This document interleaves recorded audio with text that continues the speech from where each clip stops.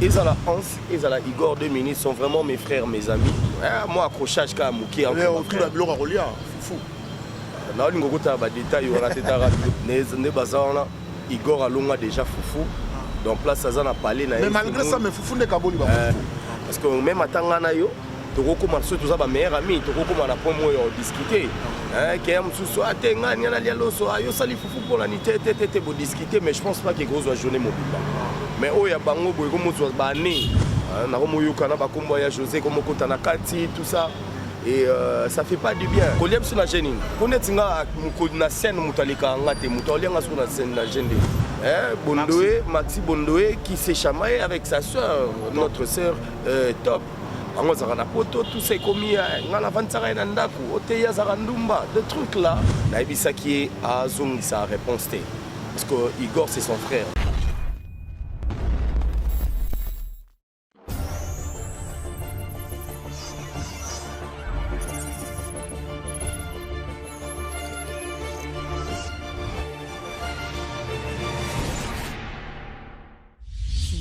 Makenda TV, vous voulez être informé à temps réel, abonnez-vous à Sissi Makenda Télévision. Avec la culture, avec théâtre et gag, la politique, avec tout ce qui se passe dans notre pays, la religion, le sport. Aussi, n'oubliez pas, dans Sissi Makenda Télévision, nous avons une autre filiale, le service traiteur. Olingi libala na yo le kakitoko, olingi mariage na yo ezala na marque inoubliable. Contactez-nous na Sissi Makenda Télévision. Abonnez-vous à Sissi Makenda Télévision. Vous ne serez pas déçus. Bienvenue sur votre chaîne Sissi Makenda Télévision. Il y a la patronne, maman Nabiso Sissi Makenda, maman Yabatu Yabana Naï, maman Naba Brian. Et puis Azalaka Mona Yabatu Yabamakena na Pesio Mbote. Encore une fois, merci Nabino. Ningi boza komi bakisama na mulongo ya batoyo bazo linga pe bazo sepela Sissi Makenda Télévision au travers ya ba commentaire Nabino ba j'aime Nabino pe ndenge bozo bakisama na mulongo ya bato ba lingi biso tozo mona nombre ya ba abonnement ya ba abonné ningi zo bakisama mokona mokola. Encore une fois, merci et joyeux anniversaire au poste Serge Kiltongi ya ba Serge, joyeux anniversaire na yo pour calamité. Toujours pour la champagne, on a Sissi Makenda Télévision.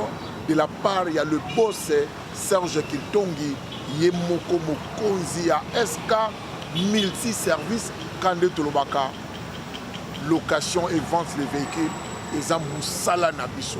Au Bengi Bisoka, quand on a numéro au monde, na logo ya Mouneni wana, il y a SK multi-service tout de suite, au cause à la servie, na Pessimbo, na Bélange, Makenda manicure, pédicure, coiffure, Mboka na yo milolo.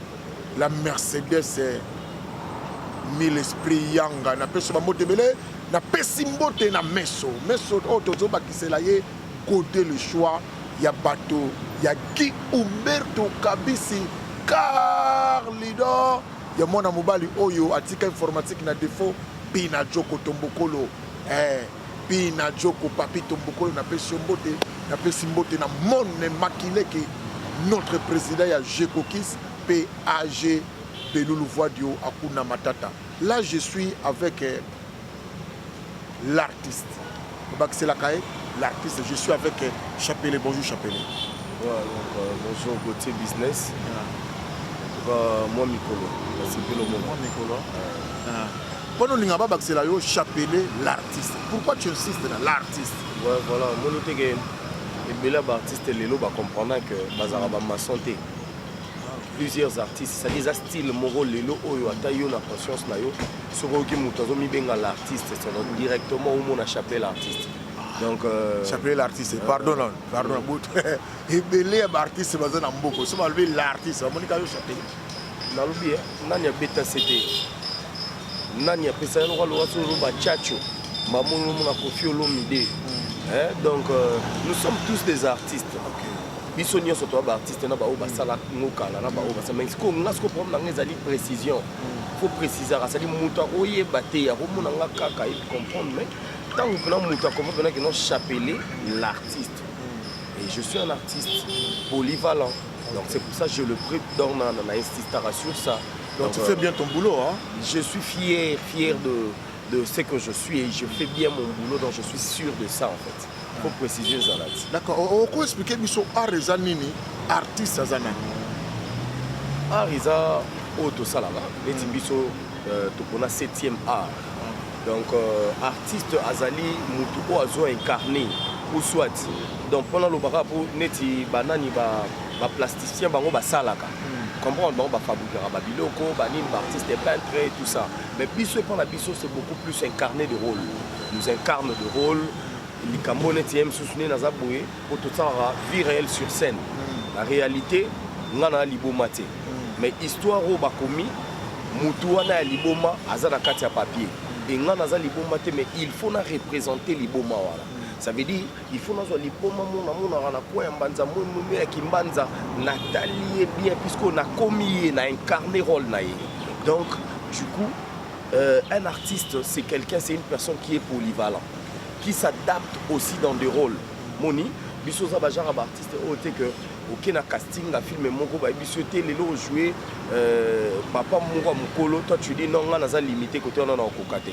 Un artiste c'est quelqu'un, c'est une personne qui est polyvalent, qui s'adapte dans le rôle au BAPC. Dans le rôle au BAPC, mais ce qu'on rôle comme artiste, c'est ce qu'on a communauté. Dans la société, si tu vends dans la communauté, le rôle de l'artiste, c'est la communauté, l'artiste, c'est mon comédien. Le rôle de la communauté, dans la société. Comme médication, porter un plus et puis qu'on soutenir bateau bazana ba problème. En fait bisoto me demander un plus na nini ya bateau. Nous sommes là oui pour nous ce qui ça bien sûr mais pour apporter un plus. Ko beta ba fait sociaux ya mato et les kaka. Ba mambo et les kaka na mokili biso mimango pour nous la kisa bateau. Moni c'est pour ça quand nous avons na muto va na TV azana histoire moko oye moko na nzambe ba yebi. Mais tant yo ye o memi pena histoire na yo eza net donc à peu près na oyaye o mona muto na leli. Et Nasuka n'a pas apporté un plus au monde au 14 au téléphone à Béni. Merci parce que cette histoire a parlé de moi. C'est à peu près mon histoire. Donc tous arawana na kati ya société sonaye, c'est juste pas seulement pour parler ou pour faire donc nazarawana sona vandi, il faut na yoka na comprendre pour lobi na bongolango. Donc na kati ya bateau, na yaka ko s'effondre té. Dès na s'effondre na masse bien sûr, mais j'apprends. C'est-à-dire quelque part on voit ya bateau. Voilà. Comme artiste est-ce qu'aujourd'hui tu es vraiment fier d'être artiste comédien? Makamozo muna na ba TV, makamobo sala na ba kati ba communauté, o ezo bima na ba munoko ya bato na ba kombo na bilo. Est-ce que nous on fait la question on est vraiment fier d'être artiste comédien? Vous savez aujourd'hui, je suis fier d'être un artiste. Mais pas fier de Makambo Ezoleka parce qu'il y a beaucoup de choses aujourd'hui et BBC art na biso. Batu baena basima mbongo ezara nango déjà té na gouvernement par rapport à soutenir batu baena basima na bino batu baena basima batu belé musupe ba bandango kala o ba comprendre musala ba osala té et puis tout ça donc beaucoup de gens ont amené l'orgueil, l'impolitesse. Voilà, donc c'est ça qui a fait en sorte que Mafinga de placer mon amour ayebaki excusez-moi na lobité que baza batouté papa ya kingandi mswazara coca ou bien zara aveugle tout ça pour yo soigner na muninga on voit ça même à la télé aujourd'hui internet et comme bongo mona bena maman la bino kuta zara na mbasu maman na bango na sara na théâtre té azara journaliste té azam ilokoté azara maman bato botamu et puis à souhaiter jamais msuko zo pota na lokolo ou bien souhaiter jamais ko bota makoka pour nga na soigner na gotier à la télé. La zu, mes finga ya maman ba gotier jamais ça à la télé. Donc bref, de gens qui on a musala artiste c'est beau ça. Artiste lelo mambo belé comme il m'a bé pourquoi ceux qui n'ont pas problème na yo to comme ça télé le roi juge. Donc TV a remplacé justice. Donc TV Roma direct. Donc si on a un problème, on les voit qui ne samba na ya pena na lugande waze kwa lubara na samba na na nzela te na samba na parqueté. Et bien biso mieux vous na finga pena batu tout bayoka comme ça ça dit asambora mbala moko. Donc quelque part pardon pour acheter Monica la ezalaka nous quand grandissait ce y a moko boye a sali likambo. Il y a moins subé H na no bimana mobali et kokité et que ba zuye ba bimainaye ba leki ba moni. On voyait ça, on a combien on a bamir. MC moi communiquer ngo batu boy ça te kentel basa ki boy momo na MC liboso porte na bino ba komi penza kombo kingandi lobi to mona ki place boy donc carrément c'est exposé bon ce qui à cette époque là internet et aki voilà mais tu es baki que l'artiste au bazana Kenya au bazana poto wando benga bino ba loko bango bazaba pro ba dia ba côté bina tu baki on makomono ma mingi na makoba na Kenya o ya poto tambo pe mo guerre ko mai bango ba pro bino ba loko yi bano salon ndeni bino mo na mo dénigrement to moneka c'était vraiment injuste ba traiter bino na ndenge wa ba kingo ba loko surtout dia ba pro kozala pro na loko c'est juste ka pour différence à place bovanda non po azara na poto ou azara na kin ou azara na poto c'est kaza professionnel ou azara na kin aza loko non non d'ailleurs mutukutu azara na kin azana expérience azana na nini ya mambo ezobima ba fait ezobima mbala moko azana na poto ba fait wana ezala c'est na poto beaucoup plus on a te ba artiste belé ba comment na poto batika boulongo bato belé on a bena komi na poto boibu atalika te fo na futa facture mai courant nini morambu tout donc comprenez zilanan comprends donc à l'ukino ni mo faut beta caillou et puis bah on a raison pourquoi parce qu'il faut construire pourquoi beaucoup plus de ce genre là bazaki batumoro baza ba limité en fait but na nini yo a rezaika le roi tremplin et mais mai poto sur comme na poto akotani maramu donc vous allez limiter c'est par rapport à ndenge ba mona na suna sente ou bien pour musala ba ebisu musala non en fait le problème c'est quoi c'est bon bien qu'on comme poto faux caillou faut foutre ba facture, faut s'occuper de la famille, tout ça. Mais le mal les aranines, nga ebelé na mona bazwa art le roi tremplin. Na bunda lobiso na bimi na komi mikili na kotika na ngango. Mais na bato balinga te fait mona bato ebelé ba exaucer ba tilelo ba sala rango, ba on s'est forcé. Nga siko na parle nga mukona koma poto na sens na nga. Nga mukona koma poto. Ata na obeta kayu, mais na kota ba atelier de formation.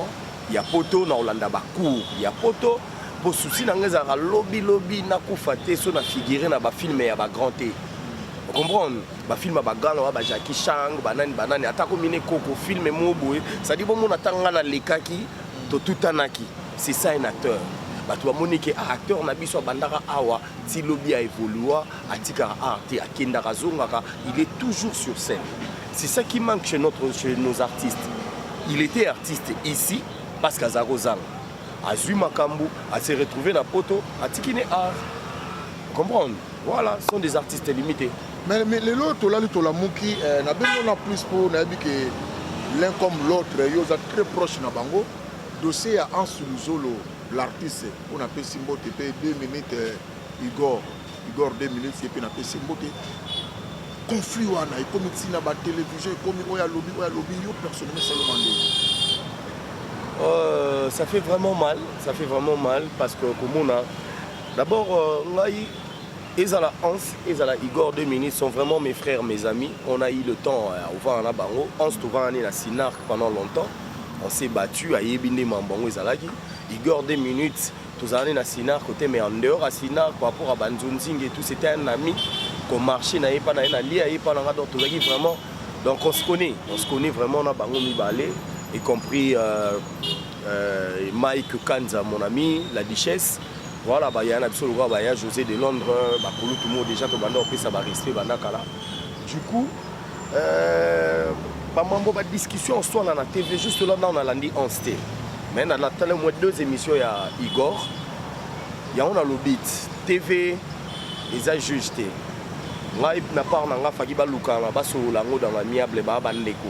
Que andeko na yaki pa na yo na Belgique mais aussi c'est un spectacle ça me liba non il paraît qu'il y a un spectacle un match organisation que faut andeka ezala rat a to beta bale moko boye a to sani bon OK ça na terrain voilà na visibilité to kutana puis to beta na matadi pour le voir business à matadi biso to ya matadi to bengsa ba artiste yakin tokuta na matadi ya matadi baye ya kin baye busangani busala molomo c'était un peu ça et puis il y avait un malentendu on a yebi penza bien té moi accrochage ka muki en tout la biloko rolia fou na lingo kota ba détail on a teta ra biloko rolia quoi donc ba artiste ba woli fou vraiment na trompe artiste na biso minene bongo tout na biloko bongo na bien donc de makelele bandi à partir de foufou c'est normal la bien pourquoi la benga que na te pour chapeler l'artiste on les artistes vous mettez la biso musala ya conflit ou tata par rapport à musala na leki on a musala na leki on a conflit bimi à partir de foufou ne bazana Igor alonga déjà foufou donc place ça n'a parlé mais malgré ça mais foufou ne kaboli ba c'est mou les causes en raté richesse même mais kaboli ba donc yo solo na maman te bakbana nini bana besoin quand même pas comprendre makambo bien comment artiste ba ko sala débat autour ya foufou et ba na ngoti na télévision. Non, moi en fait, moi je me dis que peut-être qu'il y avait quelque chose déjà caché dedans. Je pense pas qu'ils aient mambo foufou parce que même à Tangana yo toko marso tout ça ba meilleur ami toko ma la promo yo discuter que am sous a tenga ni na lialo so ayo sali fufu pour la nité tete bo discuter mais je pense pas que gros journée mobile mais oh ya bango boy comme tu ba né ça craint donc moi je me dis que c'est comme si il y avait quelque chose donc ça se fait pas bazali ba tout monde normalement il fallait ba luka ba bombisango dans le calme na romo yokana ba kombo ya José comme kotana kati tout ça et ça fait pas du bien donc biso doit ba mikolo ya arango to umeli na kati wana ba misho bozo baza banani bazali o to bundi pe na mo ba sedango na banzonzi ngango et puis tout ça bongo so ba chaîne ba ya lelo azale kinayo nani Michel Bozo Bozo asani azale kinayo non Michel Musala non na par rapport à Musala non mais en fait moi je sais pas l'année qu'il a commencé mais c'est Gora lobby que ba ans banana baza ba leki na par rapport à Musala mutu na mutu azana ni o ya banda mutu na mutu yokolo ba ko banana année 2000 mutu mususu abandango na 98 zomona yemoko conscience na yebisai mutu musokolo banga banana 95 l'autre fois on était avec maman Kanunga qui me dit l'année prochaine à retotaliser 30 ans donc abandango na 93 zomona sko yebisanga biso ba 22 ans donc mère azana 8 ans avant là on a eu à le regarder à la télé aussi zomona biso total ba bakata banani na sima pe batu baye je le dis dans quel sens bon ba jeune mususu ba oya na basima ou à l'époque bazala tete surtout qui tout le monde bangamba mona na nini na comment on appelle ça à YouTube voilà Papelipe tout ça non moi je parle pas de ça Kolieb sur la jeune connaîtinga na scène mutalika ngate mutolianga sur la scène la jeune nous sommes là tous bateau tous sali ba archive pe mboka oyo bato so batali ba film le rôle là-bas il y a Gilles Bavon que je salue moi na verni oyo ya la Duchesse nga nazala déjà na kati ozomona ba film le roi to nini oyo bimisanga yalule Izarasuni au bachelanga meta moi sinanga le papa lisala pe à son âme donc ba film akala ba 2006 déjà tozaki na monde ba nzonzinga ba CD tout ça voilà parce que bano ba oya lelo ba kuta mikolo o bana wana ba biso d'office to ba papa na bango ouais pour moi on abîmé par la Duchesse c'est mon fils moi on a soé en ça sala y groupe moi on abîmé pas en c'est mon fils mais ma conflit là bango tous on a mambo ya ans na di eko bima pété na cadre ba jalousie et comme un peu bon parce que les gens ba lo ba bongo jalousie par rapport à ba misala ning ba sala kuna na poto par rapport à vie ning bazo yi bango na bango ba yeba ni ba vie ba na ngona poto et par rapport à vie normale par rapport à musala pe art o bima bango na poto ba yeba ni ning ba okenele kuna na zala kuna tena tuno ka te ngape na zala na poto te bana poto na pesi bino bambote sika bozali ngape na poto te mais le problème c'est que mutna mutu azana vie na ye mutna mutu ana foyer na ye mutna mutu ana mode de vie lelo moko pa ko le kape muninga mais c'est pas dit que moko wana ndesko mutu azwa charge à muninga parce que mutna mutu ana ndako na ye avandaka neti biso nde tozalaka ya na mutu musu afuta ndako à $500 mutu musu afuta ndako à $100 mutu musu ndako à 50 mais il suffit que mutu na mutu a garder nini na ye tokuta na biso tout on fait notre travail et puis voilà moi c'est que moi je suis en train de dire juste car parce que bande peut pas la bangote on a vu nani Bondoé Maxi Bondoé qui s'est chamaillé avec sa soeur notre soeur Top on a poto tout c'est commis ngala vantsara na ndako oteya zarandumba des trucs là entre nous des artistes ça nous salue on a vu ça au tango Ser Nabiso Outaro Koufa, l'histoire avec Gabriel. Boswani Nabino, paf, après quelques temps, des gens profitent de ça. Oh, Koufi Ponaboy, oh, Basalaki Boy, ça devient de trop. Et pas les musiciens qui ont été quittés. Les musiciens sont sous penza tende biso artistes et comédiens. Entre la différence avec la musique et nous, c'est quoi? La musique, nous avons un biso. Na ye na koti na studio na bengi programmeur na bisi muta studio na obeta chana ngeza boy na besoin instrumentaliste te programmelinga kaka ateli mbunda ateli nini oyembi pe danger lobi batu ba kipesha mais ce que biso différence c'est ça il faut nazana yo na scène ce que sengi papa et sengi maman et sengi nini donc il faut tout kuta na scène siko na sande comprendre pour na jouer ngamo mama te dans jouer mon papa te dans jouer mon yaya te. Est-ce que ce film le producteur a bengi a misé caché naï alors que yo na il faut beau jouer au mato kita sur le plan artistique bokanga moi j'ai boluka bobima mais na bato ba yebi art on remarquer pendant que bato mi balé ba comité il y avait quelque chose et il y a aussi d'autres personnes en boya ko jouer nanya za na chapela za na te roya za na etu wana te dans jouer. Mais le rôle yo sur la bien na Igor Demini, sur la bien en sous zolo. À partir la kin, moi appelle au benga tate pour nous ça va pour déjà na kati kinya wa so na yambe za po ezolo ba ma déjà bien té. Ba fani na bino, ba zolela, ba to ba sepela na ba jeune na bino, ba sepela na ba bino bo sala té. Ya on a yambi pena wa za camarade na bino, bo soane bien au bengi ni bengi de mito bengi aste mes fils kata moi conseil. Déjà, j'ai eu à parler avec Hans Luzolo que je salue en passant. Na sola na Hans, na pesa qui a conseil. Na ibisi ça devient comme ma benga ponanga. Na ibisa qui est à zong sa réponse té. Parce que Igor c'est son frère. Dans des nazabo il se fait na silicity pourquoi je dois insister. Na benga Igor na sola na e. Ponanga si ça tient qu'à moi, si ça tenait qu'à moi, je vais appeler Igor pour lui dire Atika. Car ça la paix sous ma émission T, et l'eau moroté tout ça, où il y a lobby déjà. Donc pour pas mataba qui t'a bon carbonara.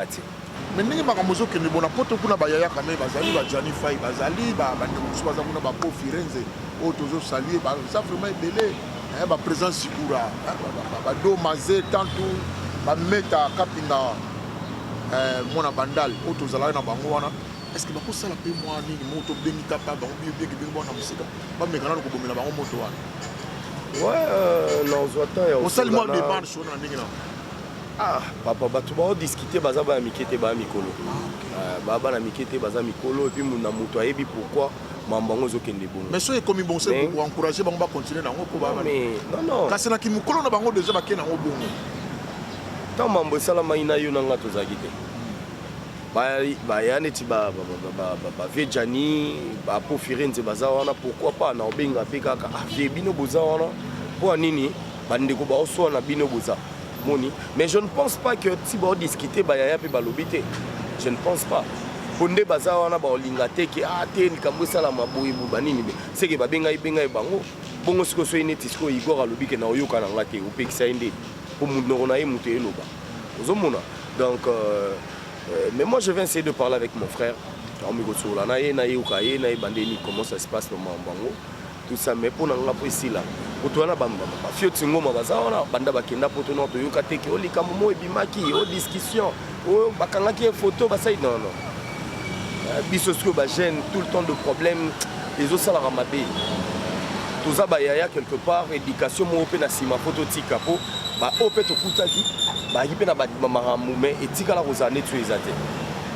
Alors pourquoi biso skoto ya to tchakango bambeli tout le temps ngala go ya tene na bandi boiga ou bien ansio non ça n'a pas de sens ça n'a pas de sens. Mais ce que l'homme tout le monde a même mon poto chapeler l'artiste kendo on a même mon poto mais bosana bina art sur art na bina yo itiki réaction mes amis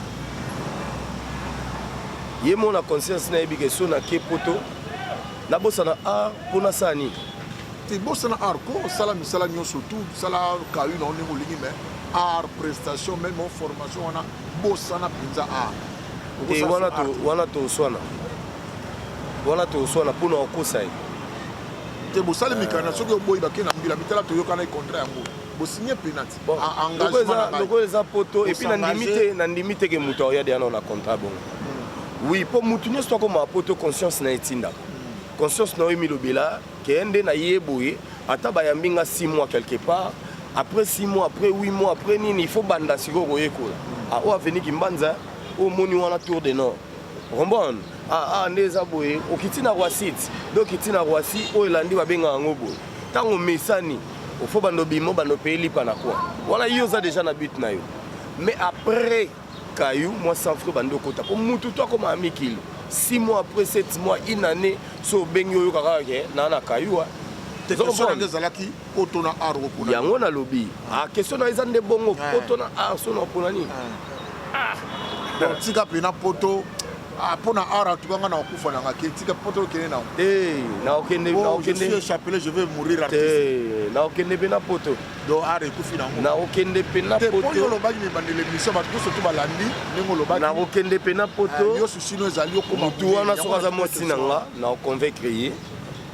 Que na kotala musala pendant le biya to sala lettre d'engagement to wana kin lettre d'engagement je m'engage que ne nazo kende wana ngai art et sili na kenanga uvana na poto pokaka okene na poto omona poto uvana na poto lokola polinga bilamo bana kosomela ngokuna na source na soki po le bona boyi na ngati ko so pona bongo na okena ngati ndeke so na ngai ngona ti batelo poto batelo artiste chapelle voilà la prochaine émission non on peut ça pour nous ça dit la minute de réponse non je me contredis jamais pour la sta normal na sala musala pour il faut na lukambo mais il faut na quota ba cours de formation il faut na sala na jouer na ba théâtre il faut na tika art na ngate donc je crois que bien ata mutu wana zate musala no lokola art comme ngona poto.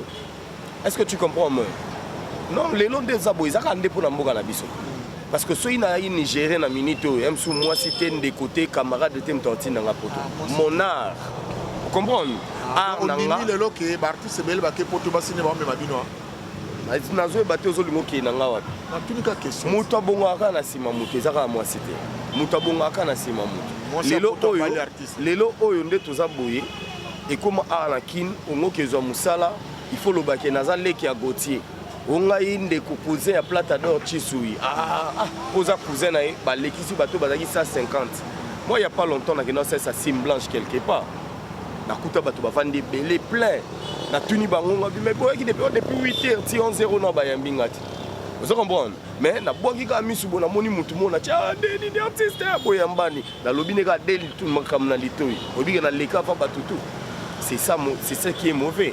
Moutobongaka na sima mutu. Non, ne me dis pas que moi c'est poto famille mayo, asalabo. Non, non. Moi c'est un local azali.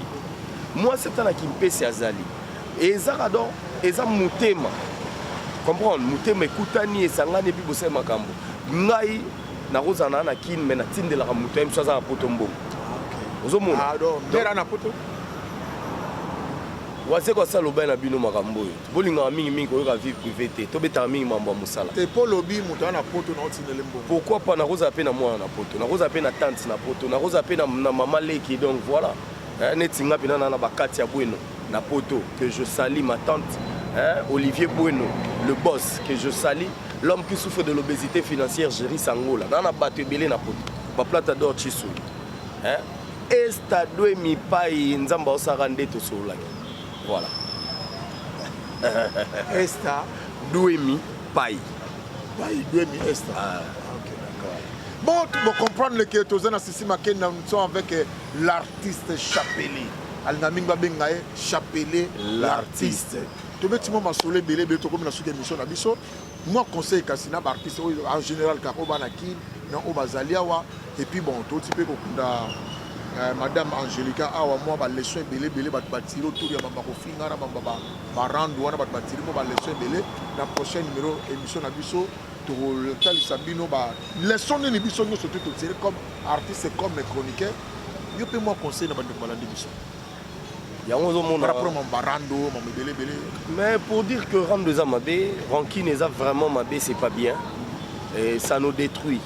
Bisoto mi mono nzeto abayanki na olika na TV batuninga kingandi na biaze lokote bani banini nga bato bayebi nga bayebi que Chapelle l'artiste un grand boudeur mutumo ndi marabatoté tout ça mais en m'entend parler comme ça bato ba comprendre bien que te mambango voilà pour mutualiser la charisme na bout na mambo à rater ozomona José de Londres à l'équipe via y muta cinquantaine neti king kestere mené na arche na nini pour via y saper ozomona mais ngasko na saper te ngana ndika charismatique na loba eloko yo comprendre na ya na charisme artistique on a sous deuxième pourtant on va chapeler l'artiste na ya siko na charisme artistique ado avant ça la raté c'est au terme on nous a eu comme que vandi bonde ni te za charisme artistique terme on nous a eu comme donc artiste tout avant ça charismatique bazai ba charismatique mais ba est-ce qu'on employer terme on a te charisme artistique elle wa ndenge nani ya na fali ya na mise en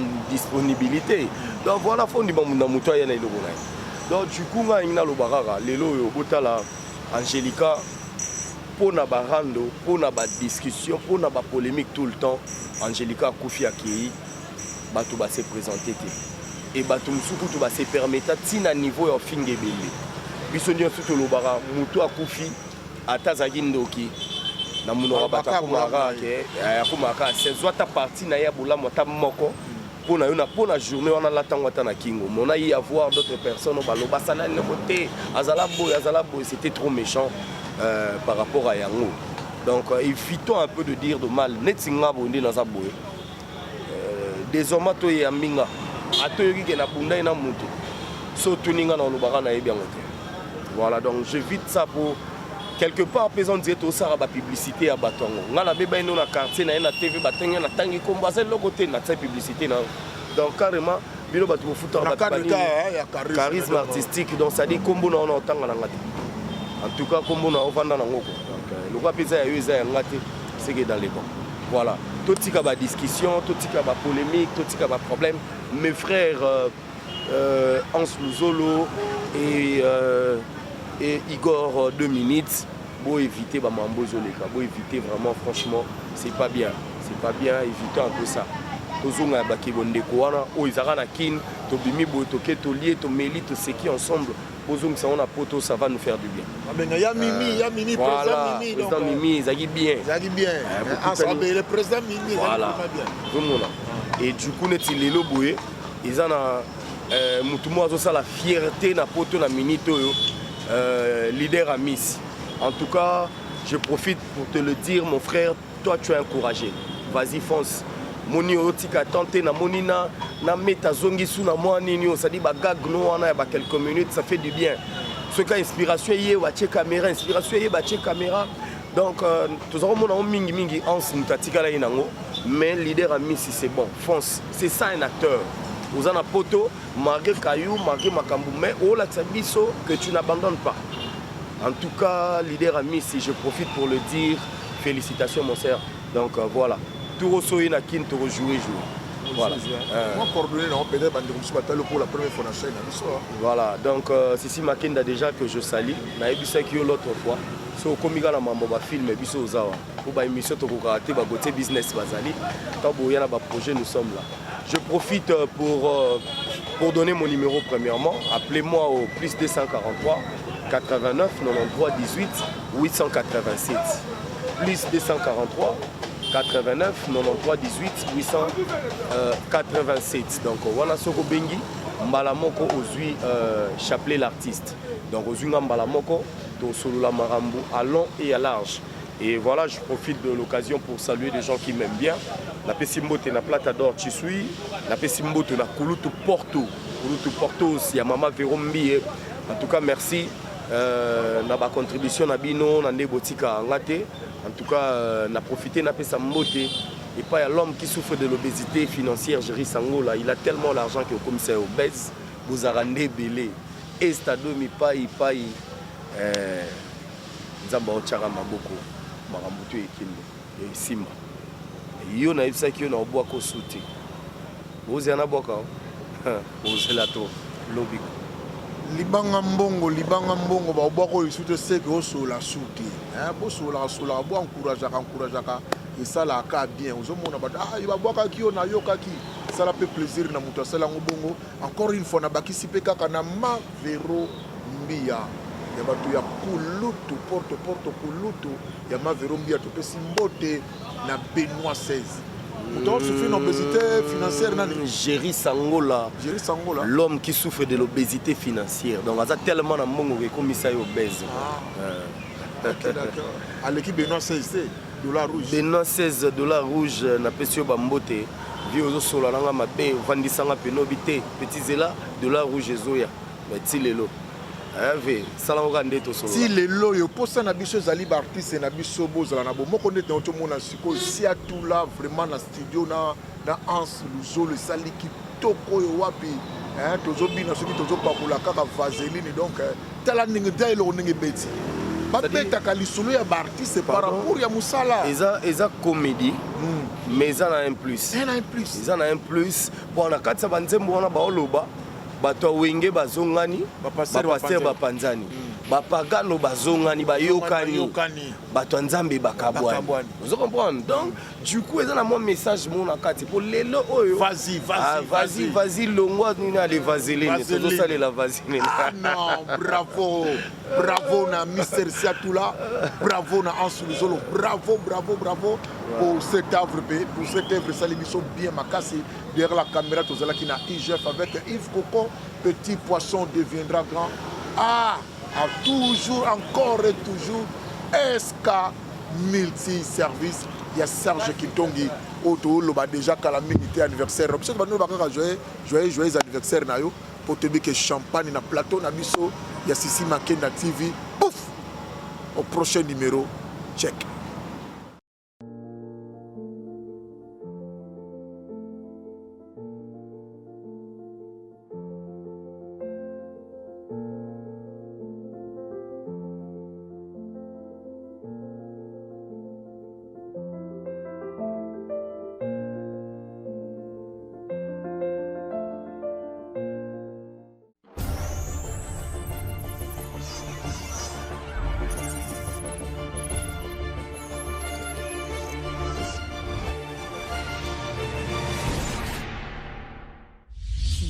Makenda TV, vous voulez être informé à temps réel, abonnez-vous à Sissi Makenda Télévision.